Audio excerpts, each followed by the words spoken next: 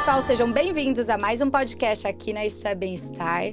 Hoje, com a doutora Nina Ferreira. Ela é psiquiatra e psicoterapeuta. Acertei agora.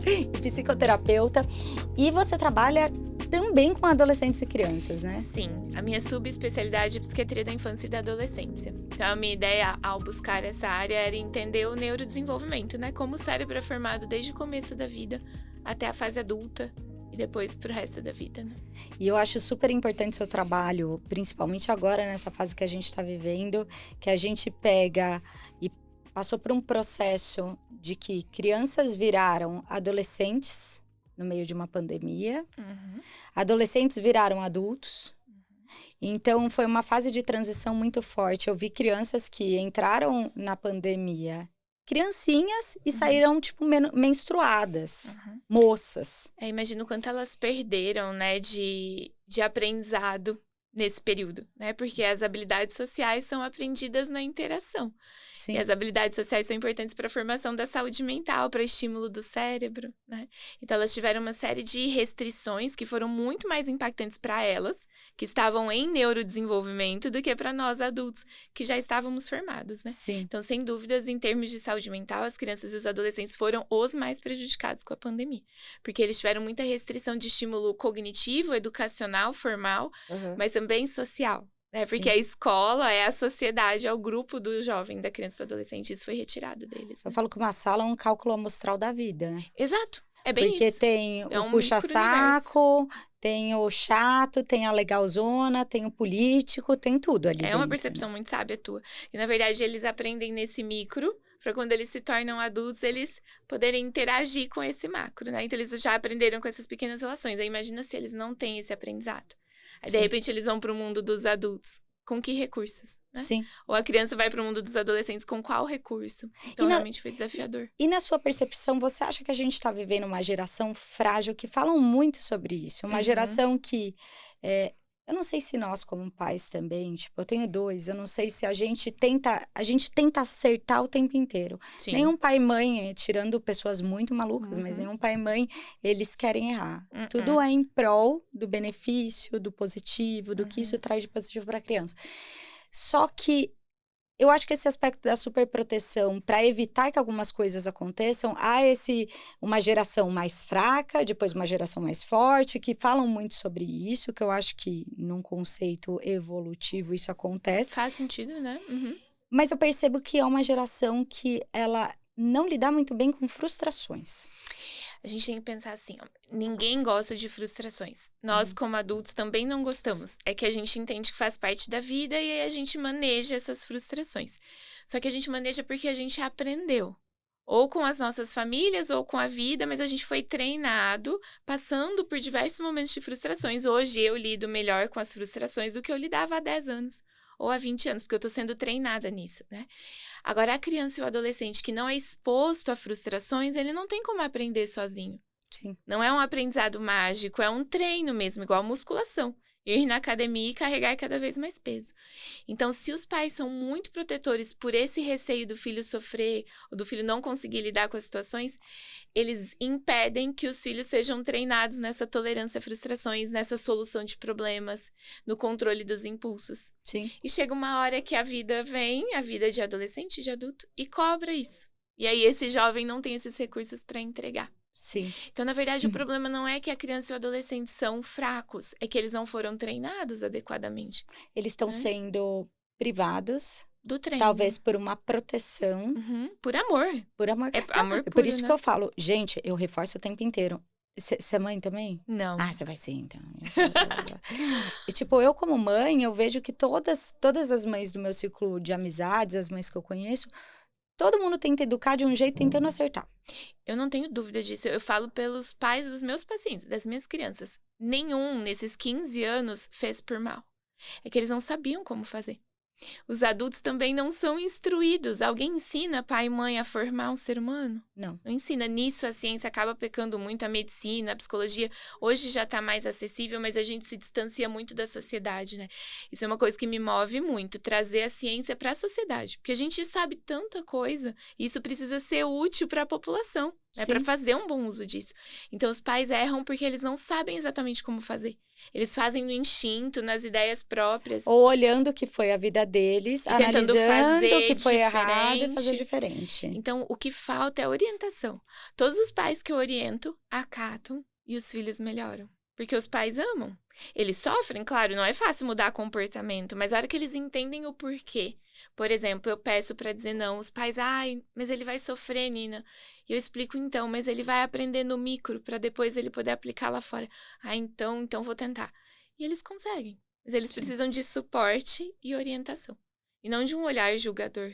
Por isso que eu não gosto muito desses rótulos, sabe? Do tipo, os pais tratam errado. Não. Os pais super protegem, a geração é frágil.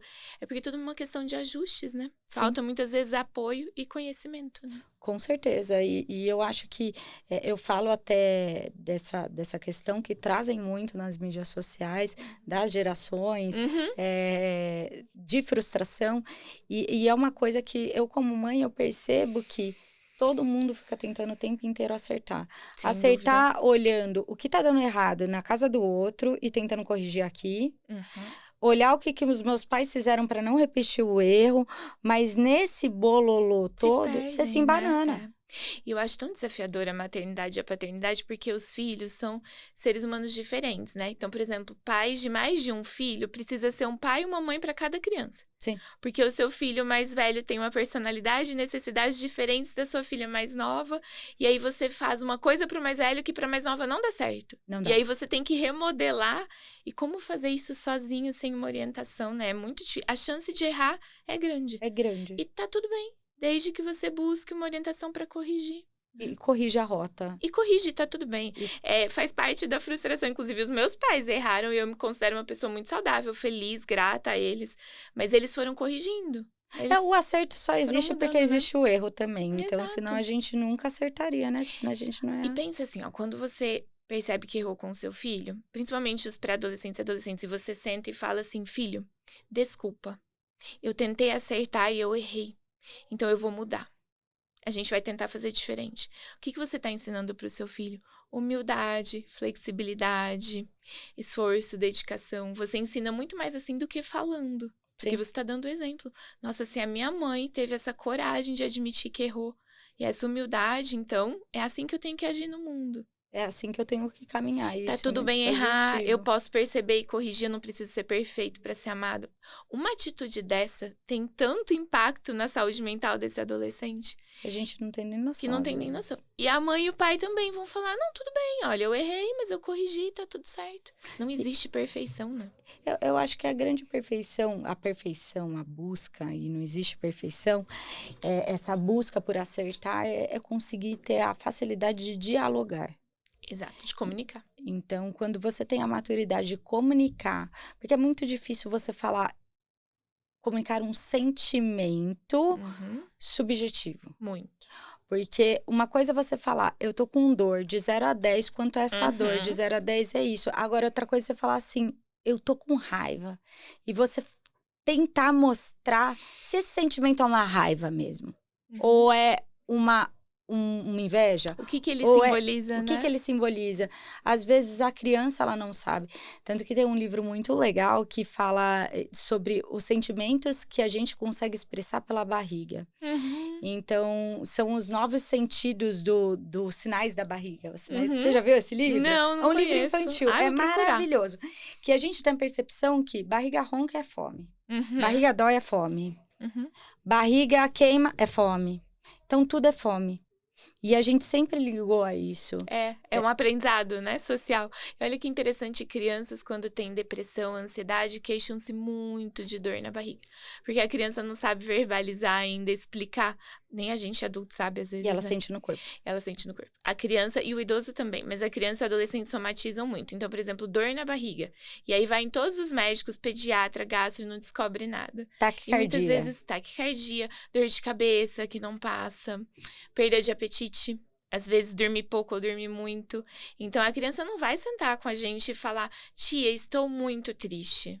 Ela não sabe nem o que é tristeza direito ainda. Ela Sim. vai mudar o comportamento, o corpinho dela. E aí a gente, adulto, vai ter que ler e entender o que está acontecendo. Porque às vezes a criança, eu tenho visto muitos casos de processo depressivo que a gente acaba sendo impactada pelo algoritmo do Instagram, isso não tem muito Claro. jeito. Uhum. E você vê pessoas que estavam em estado de depressão e estavam com um sorriso no rosto. Nossa, isso é muito comum, infelizmente. Então, acho que o adolescente, ele consegue mascarar, o adolescente, a criança, eles conseguem mascarar muito mais esse sentimento que nós adultos. Até porque eles não têm essa percepção, às vezes nem a gente adulto tem, mas eles têm menos ainda essa percepção clara do que está acontecendo dentro deles. O mundo mental da criança e do adolescente é diferente do nosso. O cérebro da criança e do adolescente não é o cérebro do adulto, não é um mini adulto, porque é um cérebro que ainda está em construção. Por exemplo, o córtex pré-frontal, que é essa região aqui da testa, que é a região que refina a gente como ser humano, né? Que ajuda a gente a tomar decisões, a controlar os impulsos. Ela começa a se desenvolver bem a partir dos 15 anos de idade. Então, a criança cresce e vira um adolescente, você olha assim e fala, nossa, é um adulto. E não.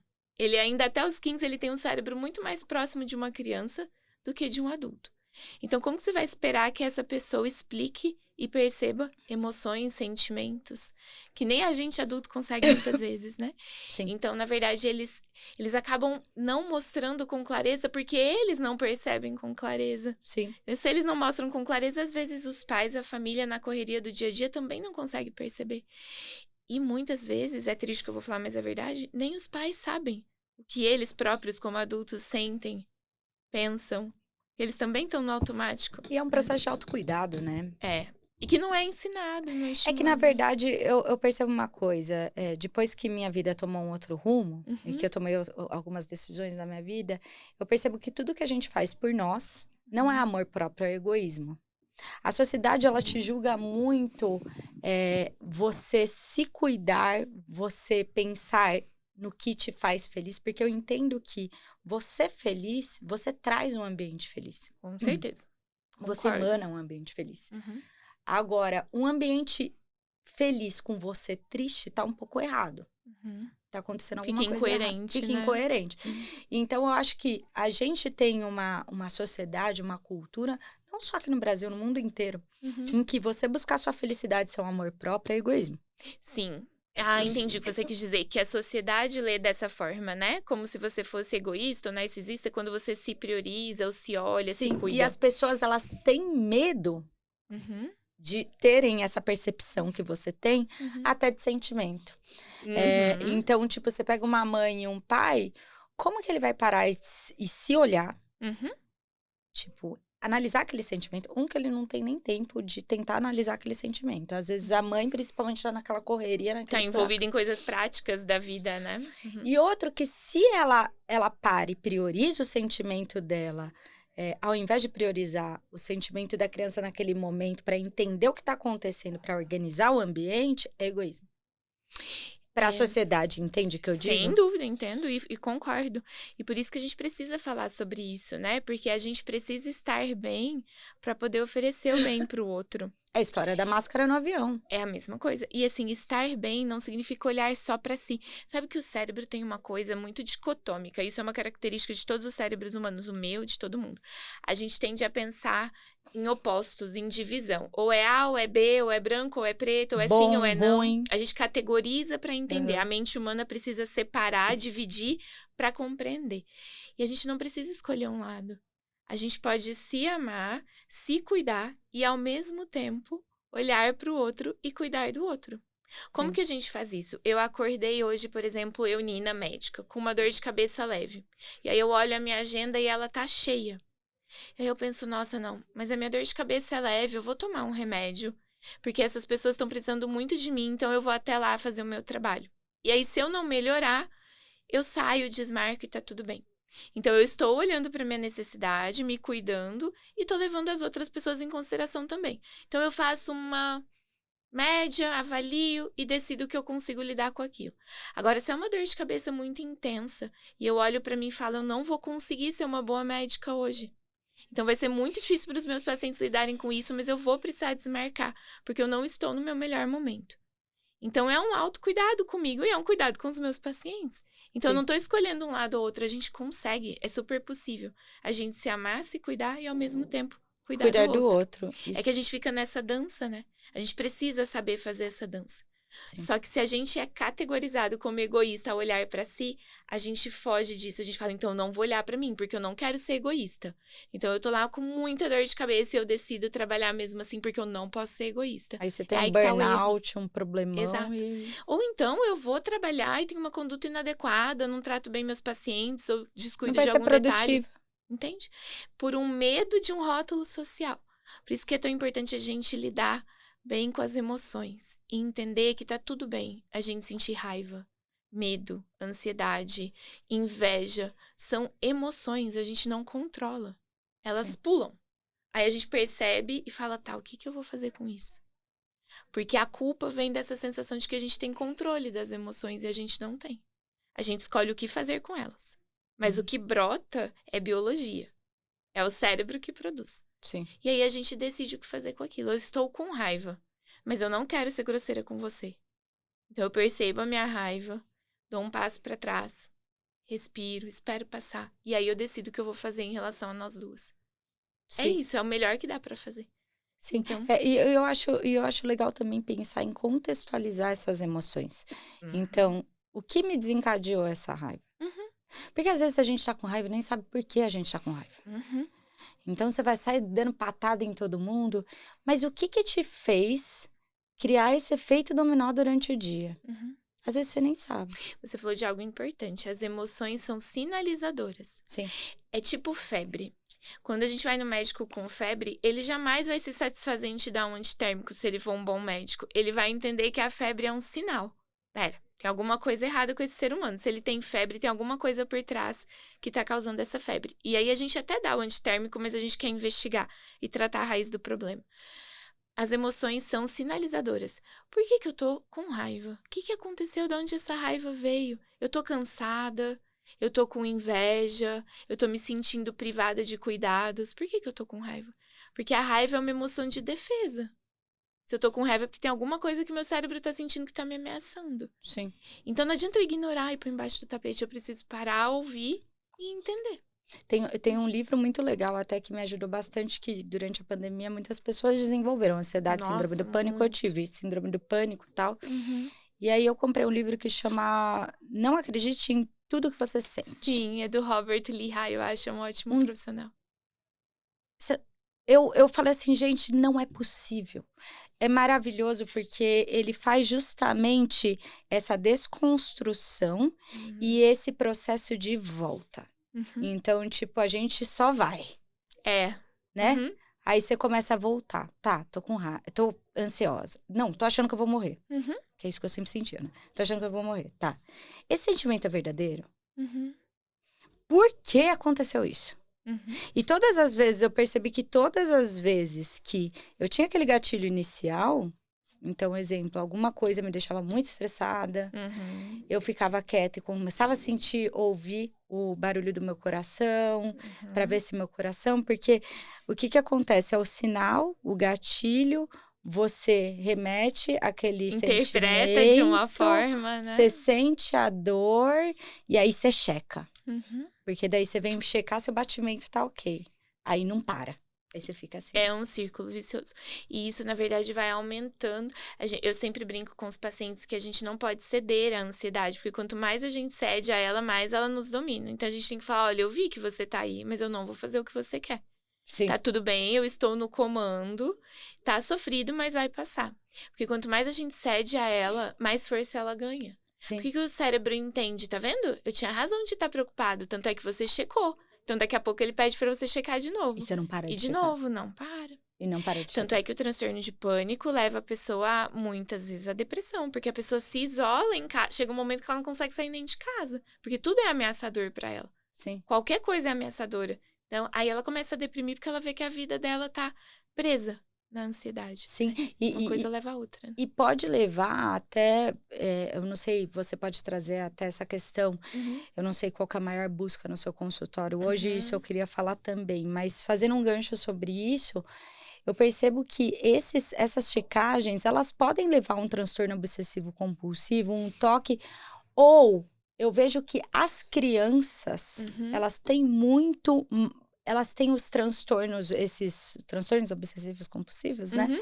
Elas têm esses transtornos muito mais evidentes que nós adultos. Sim, então vamos separar assim, ó, que essas checagens repetidas não criam por si só o toque, porque o toque é uma doença neurobiológica, ela é genética, ponto. Não tem nada a ver. Mas dá uma impressão de sim, porque se você não olha para. a superfície, você vê um comportamento repetitivo, intrusivo, fora do controle.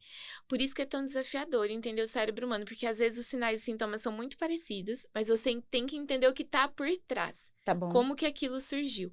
Então, nunca um transtorno de pânico ou uma checagem excessiva por si só vai se tornar um toque. Isso São entidades diferentes, digamos assim. Sim, e isso diz respeito a um padrão do pânico. Isso. Faz parte da patologia do pânico, Tá bom. isso de checar.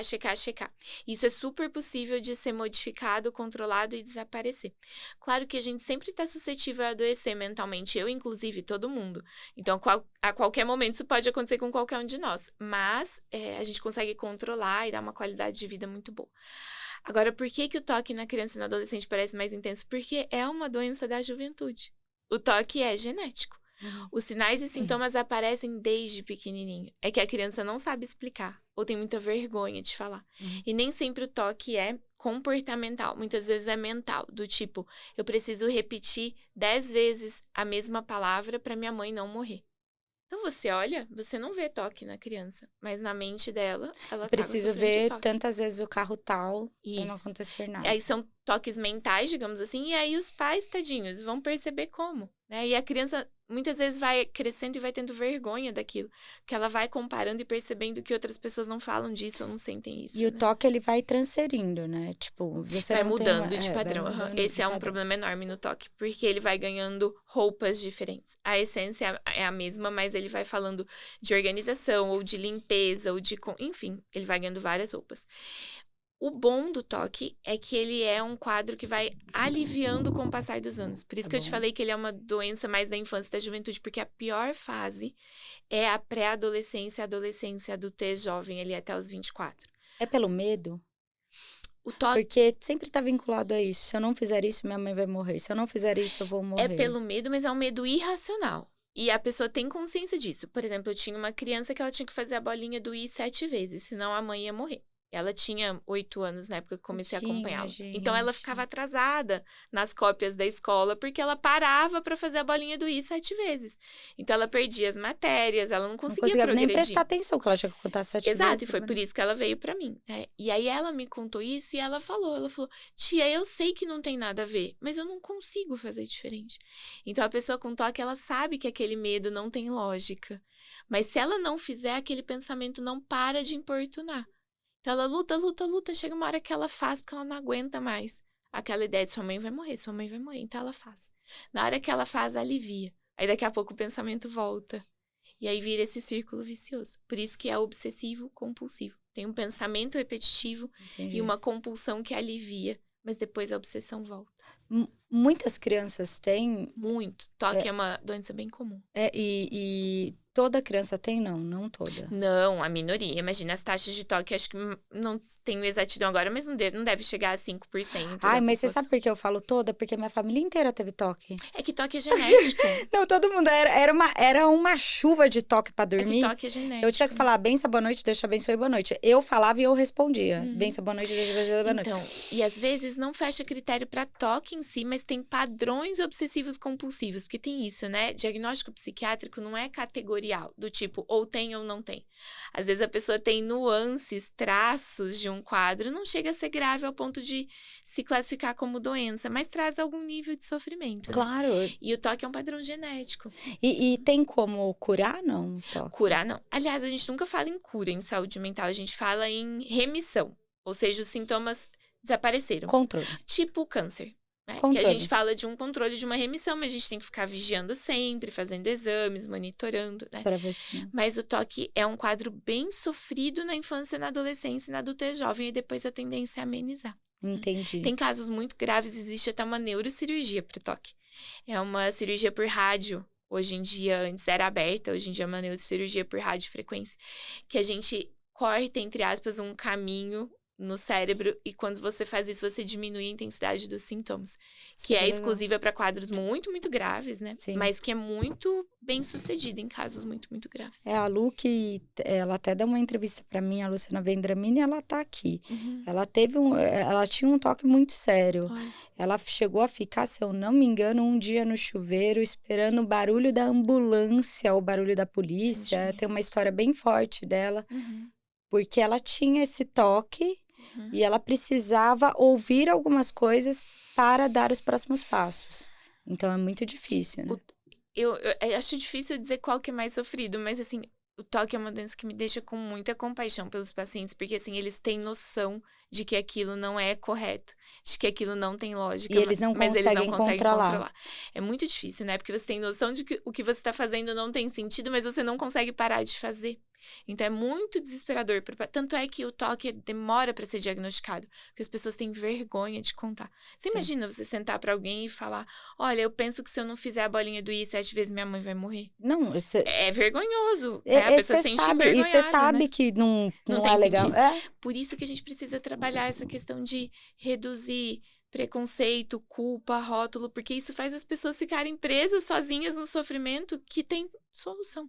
Sim. Que tem como buscar ajuda, mas as pessoas não buscam por vergonha, por culpa, por medo, né? Com certeza. E hoje no seu consultório, as crianças e adolescentes que você atende, qual é a maior queixa que você tem? Transtorno de ansiedade. Ansiedade. Principalmente ansiedade generalizada, que é dentro dos transtornos de ansiedade seria o mais leve, digamos assim.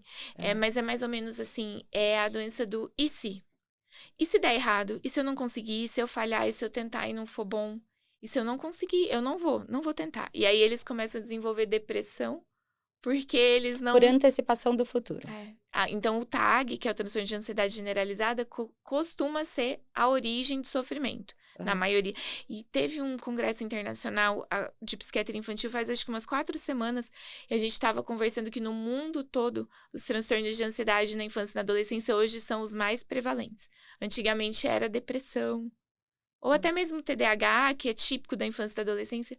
Depois da pandemia, os transtornos de ansiedade explodiram. Até porque os adultos estão mais ansiosos, né? Sim. A sociedade está mais ansiosa.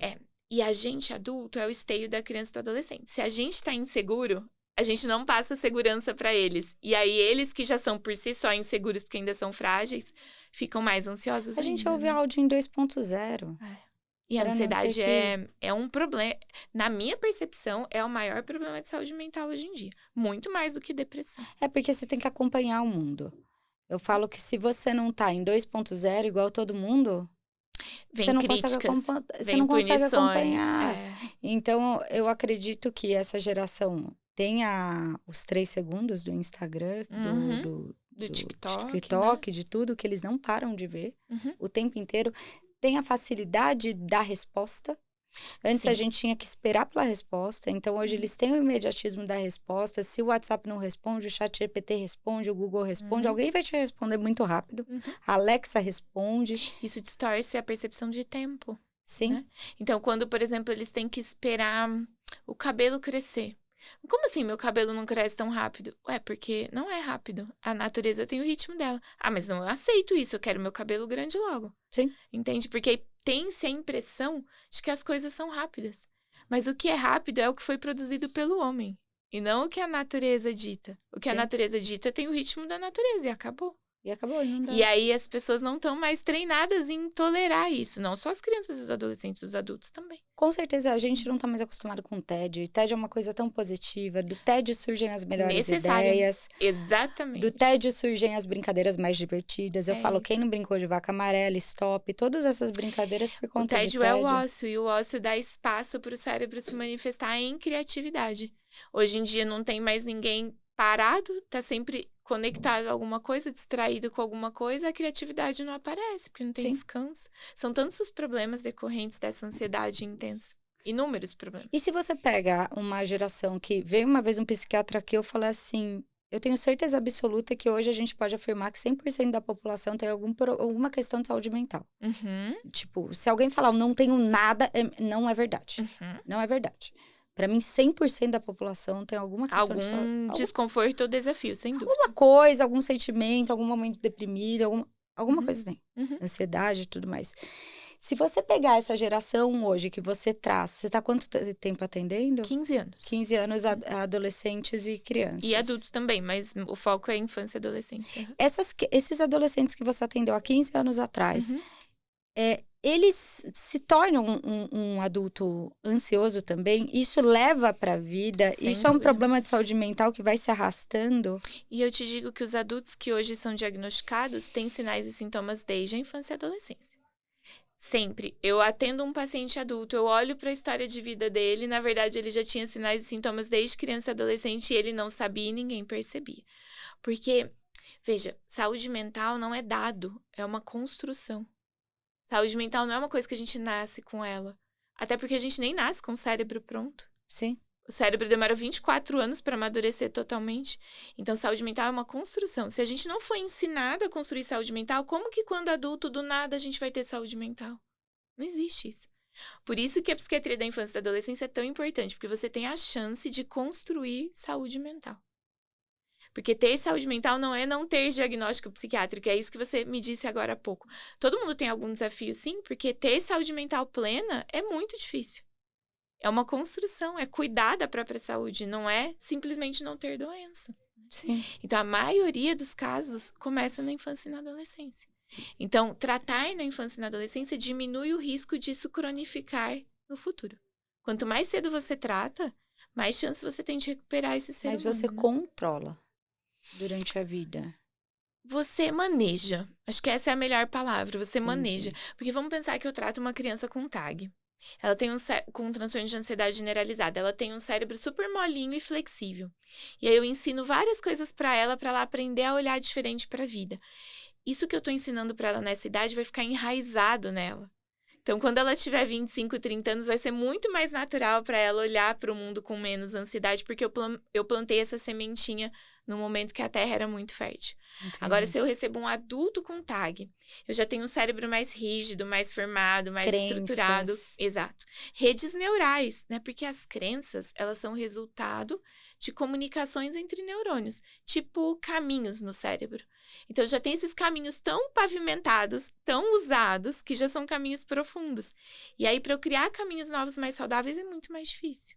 Entendi. Então, tratar na infância e na adolescência aumenta a promoção de saúde mental na fase adulta. Sim. Então, é profilático, assim, é promover preventivo, saúde. né? É preventivo, exatamente. E se você hoje pega as crianças e adolescentes de hoje em dia, eu como mãe, como que eu detecto? Porque ansiedade, eu acho que... Olha na escola dos meus filhos, eu falo assim, gente, é desesperador. É difícil separar o que é natural e o que não é, né? Assim, é desesperador. Você fala, hoje, eu não sei se você já se deparou com uma aula em sala... Porque, assim... O processo pedagógico, ele não se adaptou. E eu sempre bato nessa tecla. A criança não está preparada para ficar 7 horas sentada. E ainda mais com a ansiedade de hoje em dia. Concordo. As atividades não foram modificadas do tempo pré-histórico. E do tempo que a gente não tinha todo esse conhecimento em neurociência que a gente tem hoje, né? Então, a criança não quer ficar... Aí você checa as aulas, hoje, as crianças não param sentadas. É criança gritando, a criança falando, a criança se mexendo, a criança levantando e sentando. E eu vejo que toda criança ansiosa. Como eu detecto que isso é um problema de qualidade de vida, uma questão de saúde mental, que eu preciso levar meu filho num psiquiatra? O mais importante é avaliar o todo e avaliar prejuízo. Por exemplo, nossa, tá tão inquieto e ansioso que não come direito, que não aprende na escola, que não consegue esperar as coisas do dia a dia, tá sofrendo, tá gerando algum tipo de prejuízo, é melhor relevar, porque o médico vai avaliar. Porque isso é muito desafiador mesmo, não é uma régua, né? Até aqui é normal, até aqui não é mais. Sim. Então, muitas vezes, os pais não vão conseguir fazer essa avaliação. E aí, o que que a gente fala com a criança, com o adolescente? Olha, eu acho que você está sofrendo, eu não sei como te ajudar, e eu vou procurar uma pessoa que vai nos ajudar. Eu não acho que tem nada de errado com você, mas eu amo você, eu me preocupo, e eu quero ser o melhor pai e a melhor mãe. Então, a gente vai junto. Eu vou sentar lá do teu lado e vou te ajudar. Entendi. Vamos pensar que é um adolescente. Ah, não, mãe, mas eu não quero que você esteja junto. Então, tá bom. Então, você pode ficar sós com o médico, com a médica e conversar. O que for mais confortável para você. E isso é super positivo porque a gente traz um cenário de saúde mental no sentido da criança começar a estabelecer tanto conexões com ela mesma e conscientização Uhum. das suas emoções, que isso é muito Exato. Que é o importante, ensino, né? que é o ensino dessas emoções, mas eu ainda me preocupo às vezes com coisas que eu vejo de alguns relatos Uhum. de pessoas falando, mães falando que perderam seus filhos, falando assim, mas eu não percebia que ela estava com depressão. A minha orientação é sempre a seguinte: está em dúvida, percebe qualquer mudança, propõe buscar ajuda. Porque é sempre melhor excesso de cuidado, digamos assim, do que falta, né? Então, por exemplo, Nina, eu não sei se tem alguma coisa de errado com meu filho. Então, senta e conversa, filho. Eu tô muito insegura, não sei se você tá bem, se você não tá. E eu queria muito tirar essa dúvida. Vamos junto com a mãe, então, num profissional para ele ajudar a gente? Porque o seu filho não vai poder dizer, sim, mãe, tá tudo bem, ou não, mãe, tem coisas erradas. Às vezes nem ele sabe. Uhum, Então, propõe esse ir junto. Porque às vezes é uma avaliação, o médico avalia e fala: não, mãe, fica tranquila, tá tudo bem com o seu filho, não tem que se preocupar. uhum. Então, na dúvida, busque uma avaliação. Claro que a gente está falando aqui de uma classe privilegiada que teria acesso fácil a um profissional, né? Mas de acordo com o que for possível, que seja um clínico geral, que seja um psicólogo, qualquer profissional de saúde que possa fazer alguma escuta. Sim, E se ele tiver dúvida, ele poder fazer os encaminhamentos necessários, né? sim. Porque é mesmo desafiador, assim. Os pais não têm como ter esse poder. O importante é entender que é possível e muito comum o sofrimento mental na infância e na adolescência. Então, é melhor tomar a iniciativa de buscar ajuda. Mas dessa forma leve, sabe? Filho, olha, eu tô meio perdida, eu não sei o que fazer pra te ajudar. O problema é comigo, porque eu deveria saber e eu não sei. Então, eu quero buscar ajuda de alguém que sabe. Vamos comigo? Uhum. Pro filho não ter a sensação de que ele é um problema, de que ele tá causando um problema. E sim que você tá Tentando fazer o tentando melhor com por ele. ele, pegando na mão e falando, É vamos isso. junto. Vamos juntos, né? E você pega essa geração agora, como que elas estão com relação à dependência de entorpecente, que você trabalha com essas questões, né? Uhum. E tem o vape, não sei se o vape tá uma Tá modinha. uma moda, é um problema. E adolescentes, vamos falar dos adolescentes, que ainda bem com as crianças isso é bem menos comum. Os adolescentes não têm essa percepção de futuro que a gente tem. Aí os Uhum. pais falam: não, Nina, mas eu explico pra ele que daqui a uns anos isso vai ser um problema enorme. Eu falo: não, mas o seu filho não entende daqui a uns anos. Ele não tá preocupado com o futuro. O cérebro dele ainda não tem essa habilidade de pensar tão longe. A gente tem que Eles nem com a relacionar. saúde se preocupam, não Não, estão nem aí. porque eles têm corpo de adulto, mas eles têm um cérebro ainda imaturo. Sim, Então a sim. gente tem que falar de uma forma que seja valiosa para eles, de Uhum. que eles vão perder coisas boas no hoje, se eles fizerem isso, né? E eu tenho muita facilidade de que os adolescentes me ouçam, porque a questão é como você se coloca. Você se coloca como parceiro e não como ditador de regras. Do tipo, olha, isso não vai fazer bem pra você e eu gosto de você, eu me preocupo com você, então eu gostaria muito que a gente mudasse esse comportamento. Eu Sim, não mando em você, mas eu me preocupo. sim. Eu me preocupo por isso e isso e isso. Como que a gente pode fazer isso funcionar? E aí a gente vai fazendo acordos. Às vezes eu demoro meses pra conseguir o que eu quero, mas não me importa. Eu prefiro demorar meses e conseguir do que o adolescente vir e eu perder ele, porque eu fui muito direta, muito comandante, Muito muito grosseira. grosseira. Então a gente precisa saber falar a linguagem da idade, né? Por isso que é Sim. tão importante entender do neurodesenvolvimento, porque cada idade vai te demandar uma postura diferente, né? Eu acho tão difícil o trabalho com adolescente, porque ele precisa querer também.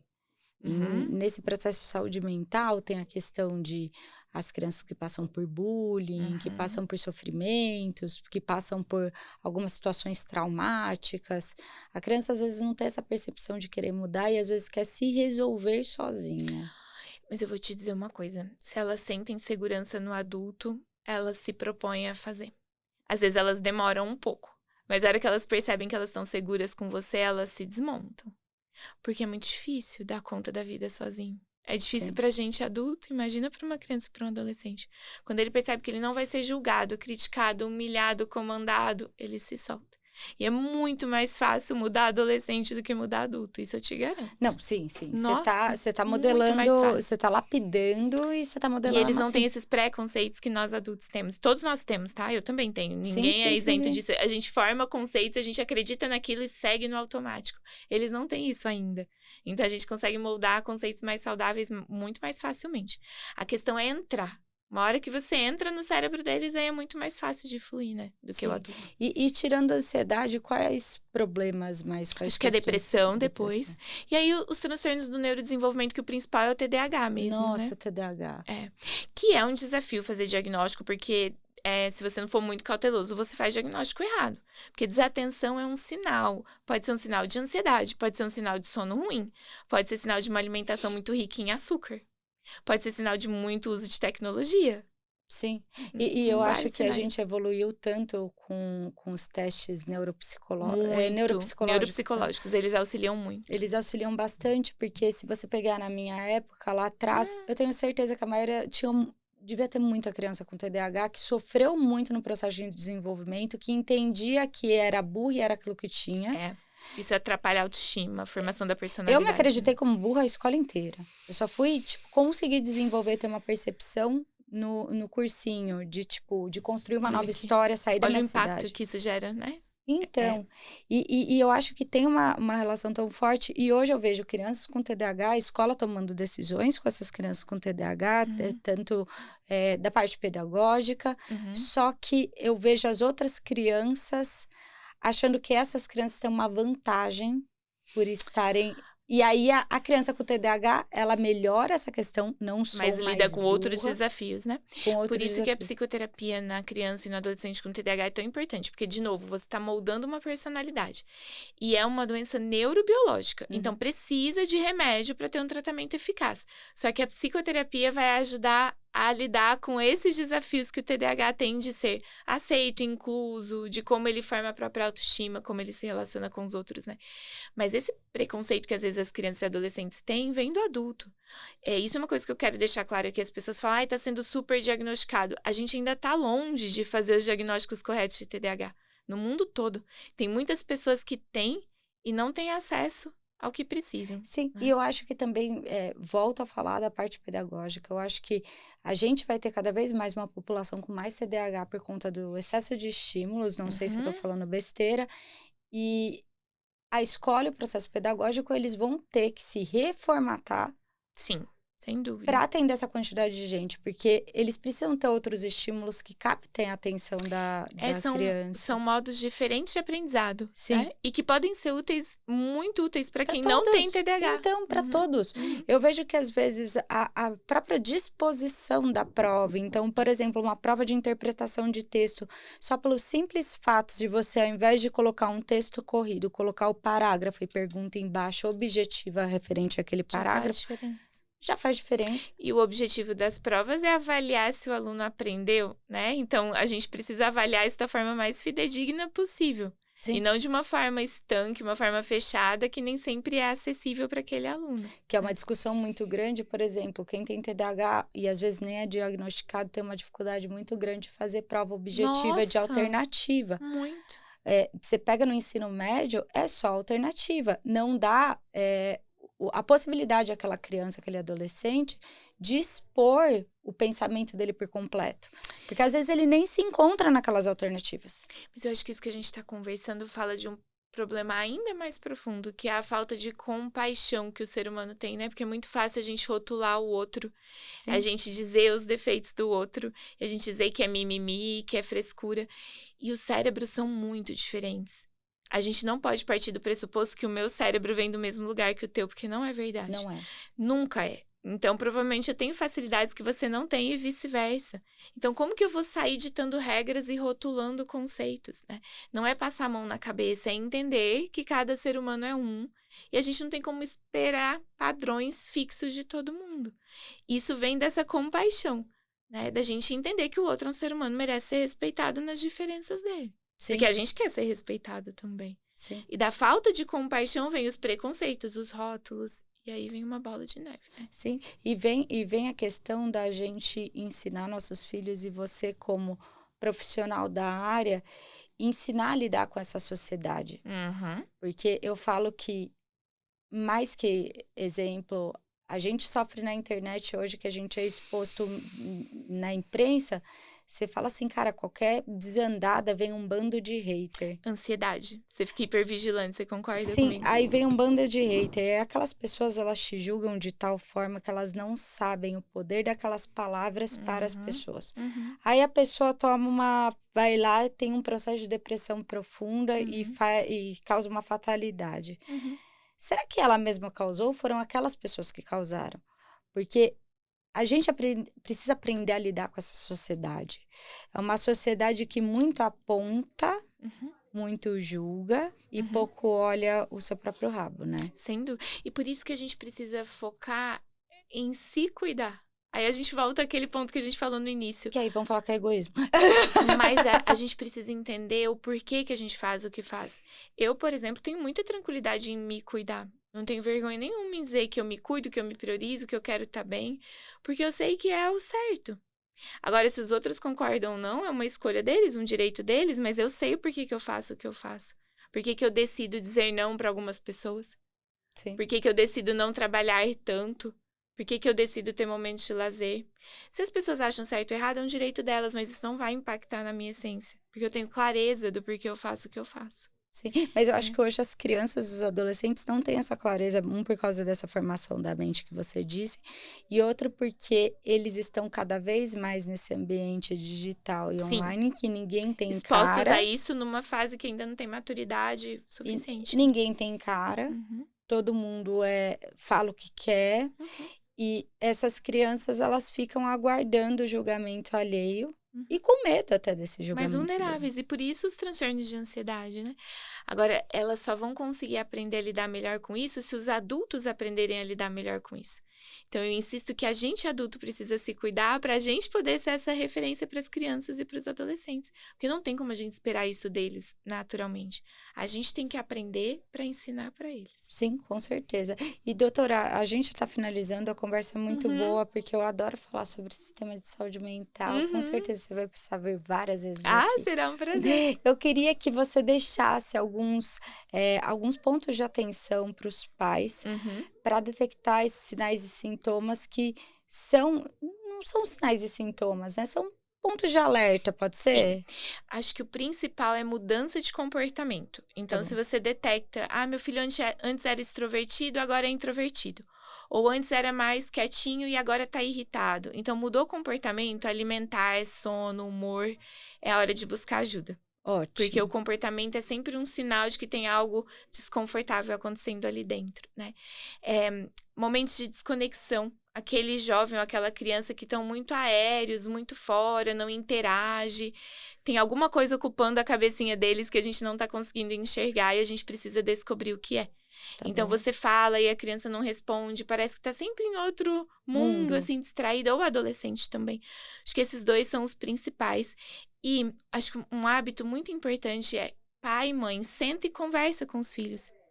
Conversa dando o seu exemplo, mais ou menos assim, olha, hoje foi um dia difícil no trabalho pra mim. Como que foi teu dia?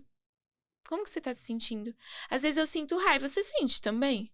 Que aí você vai dando abertura para criança e para adolescente falar com você. Você traz esse sentimento e incorpora ele numa rotina normal. Isso. Você deixa claro que, mas peraí, se minha mãe e meu pai sentem isso, então é normal, então eu vou poder falar.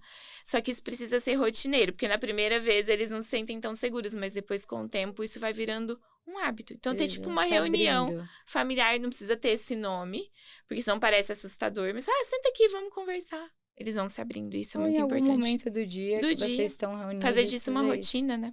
Obrigada, doutora. Deixe suas mídias sociais para o pessoal que está assistindo. O Instagram é @psiquiatrialeve. Ah, que Então, bom. tem Instagram, bastante ótimo. conteúdo legal. Eu espero que vocês possam aproveitar. Eu vou seguir, vou fazer meus Ai, que filhos seguirem. delícia. Aham. Muito obrigada pela presença. Imagina, Seu foi um conteúdo prazer. é preciosíssimo e parabéns pelo trabalho. Obrigada, muito obrigada pelo convite. Imagina. E você, espero que tenha gostado. Estamos também no Spotify. Aguardo vocês lá. Compartilhem, curtam e até a próxima. Tchau!